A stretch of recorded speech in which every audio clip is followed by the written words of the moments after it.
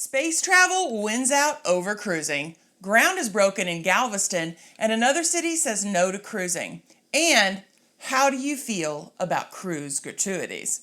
Ahoy travelers, it's Amy here with your weekly Cruise News Roundup and my thoughts on some of the biggest stories of the week. If Port Canaveral is your home port, you will likely be disappointed to learn that the planned construction for a new cruise terminal has been stopped before a single spade of ground was turned.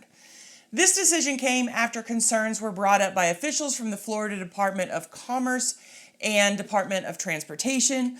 The main issue revolved around whether the addition of a terminal on the north side would affect the planned expansion of liquefied natural gas (LNG) facilities that support Space Florida, the state's aerospace division. Now, why they believe that the new terminal would affect the space industry was not stated, but one official said that the port would essentially be supporting one sector to the direct detriment of the other. Now, we have talked in the past about cities, mostly European ones, planning to deny cruise ships from docking at their ports. This forces ships to either find a new port nearby or anchor out at sea and use tender boats. Well, this week we see yet another European city looking to force out cruise ships. This time it's Bordeaux in southwestern France. It's a main destination for many European and Canary Island itineraries. Now, the city's mayor is leading the ban due to complaints he says he's getting from citizens about the ship's appearances and pollution. The number of cruise ships permitted to dock at Bordeaux is already limited to around 40 per year, but the new ban would remove them from the city center altogether. Local officials have proposed that ships instead dock on the right bank of the Garonne, roughly 2 miles downstream from the city center. Now, while this might not seem like a big deal, it's only 2 miles, it can greatly affect a cruiser's ability to simply walk off their ship to explore the city, which will now be 2 miles away. Like many of these proposals, locals are split, with some citing environmental reasons to ban cruise ships and others concerned about the harm that the ban will do to local businesses. One potential cruise terminal was shot down, but we also saw ground break on a new terminal this week.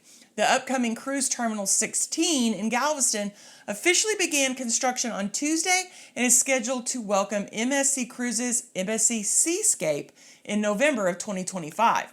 Now, when complete, the new terminal will have digital screens at the entryway, a spacious check-in area, and a dedicated lounge for MSC Yacht Club guests. Now, that lounge looks pretty swanky. When MSC Seascape joins the Galveston ship lineup, she will be offering 7-night Western Caribbean itineraries, and the port is expected to welcome more than 2 million travelers annually, a new record for Galveston's operation as a passenger cruise port. I know that some people have definitely been wondering about our next story, especially those who are already booked on Carnival Jubilee. This week, John Hield announced that Carnival is finally ending the Jubilee's inaugural season. So the statement reads as follows: as we did on Mardi Gras and Carnival Celebration, we will end the official inaugural season with one included meal at the fabulous Cucina del Capitano starting from September 7th, 2024. So right around the corner. There was not a lot of warning about this. And the brilliant Chibang starting from October 12th of 2024. Each meal after that will have only an $8 charge, so it's not really that bad. But I think the $8 charge, I don't know if that's for both of them. I know it's for Chibang. I'm not 100% sure about the other.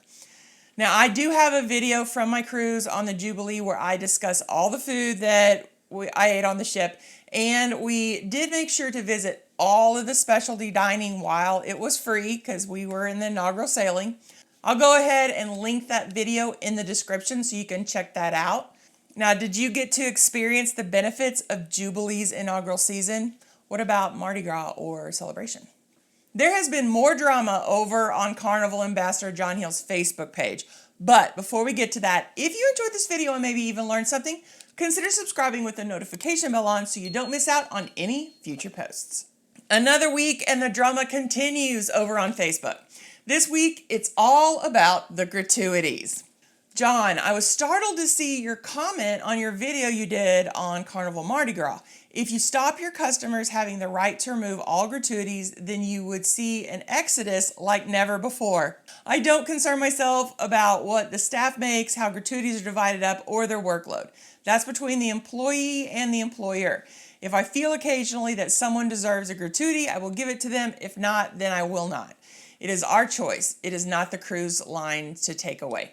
I don't know what this guy's talking about. I don't think there would be a mass exodus. I think it's probably not that many people that automatically have the gratuities removed just because they're being cheap and they don't want to pay them, period.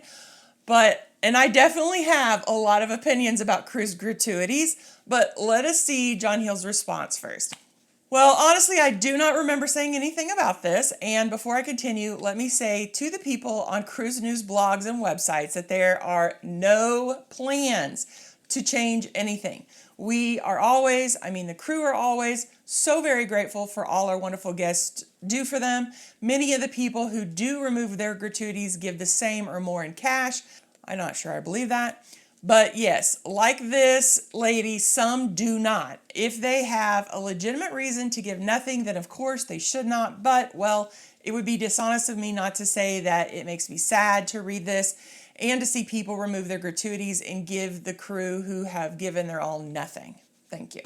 Now, there were a lot of comments under this post, with most people saying that cruisers should not be removing their gratuities. Let's look at a couple of them.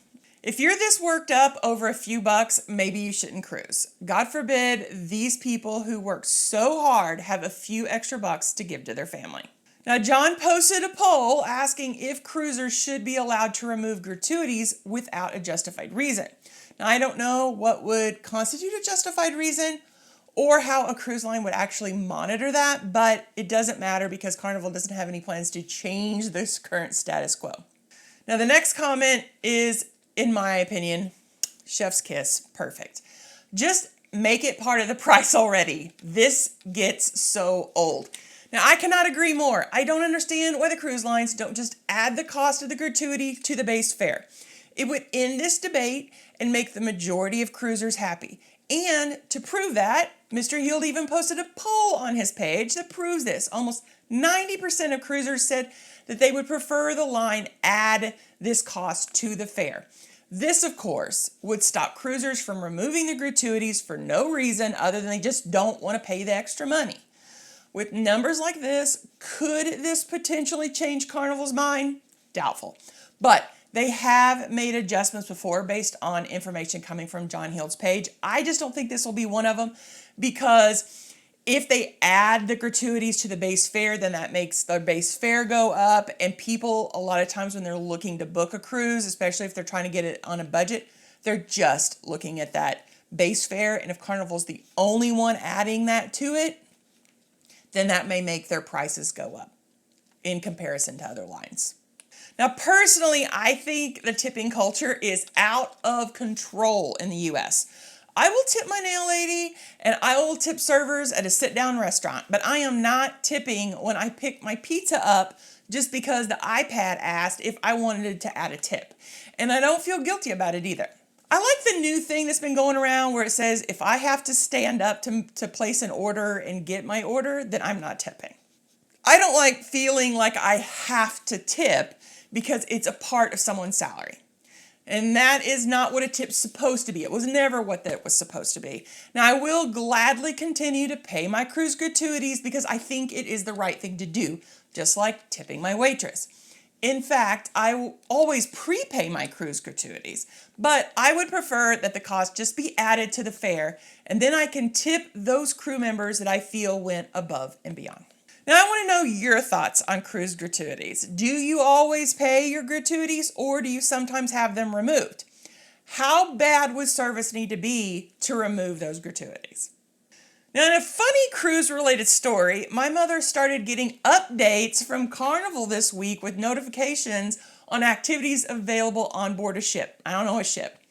It was as if Carnival's hub app thought she was on board. However, when she would click on one of the notifications, it would take her to the hub app, which would just say something has gone wrong. So it was so weird. Now, if we weren't about to leave for a bucket list cruise, I think it probably would have really made her sad that she wasn't on board and she was missing out on all those activities. So I've been getting better after my surgery and will definitely be going on our upcoming cruise. Of course, it would have had to be pretty bad for me to keep from doing so. Thankfully, a Norway cruise is mostly about the views, so I feel like I won't be missing out just because I'm not as mobile as normal. I was hoping to explore Hamburg and Kiel, Germany more by foot and have that energy to do that. I know European cities are great for just walking around. But thankfully, there is public transportation and even hop-on, hop-off buses. I can't wait to bring you a whole new slew of videos on the places we visit, along with videos on MSC's Euribia. Let me know in the comments if you have any questions that you want answered, and I'll see what I can do. Well, are you ready for more information on cruising? Why not stick around and check out this video, and then come back for more information designed to help you have an amazing cruise. Have a blessed week, everyone.